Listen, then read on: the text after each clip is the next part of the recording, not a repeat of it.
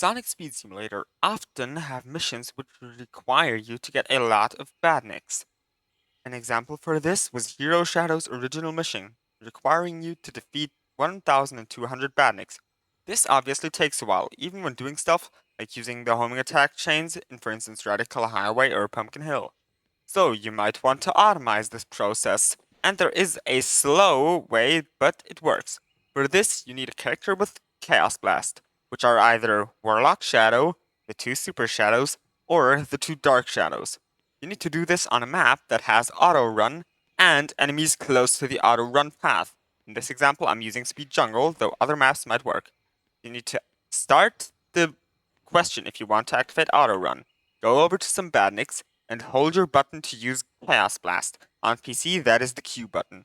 While holding it, you press start on auto run, and as you can hear, Shadow begins charging up. Now you can let go of the charging button.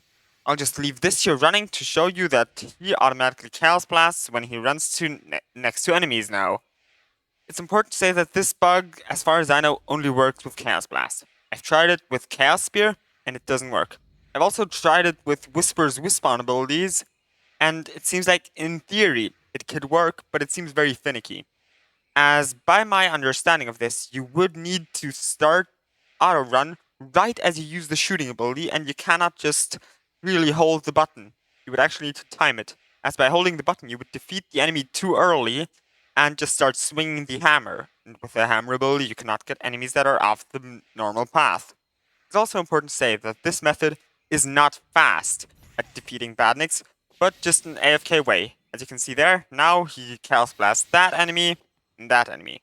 So, you can see, it is not a lot, but it is something. So for anyone that wants to just AFK getting the Badniks, this is a very easy way to get that. Maybe you don't have a lot of time to actively play, or are just not feeling up for it.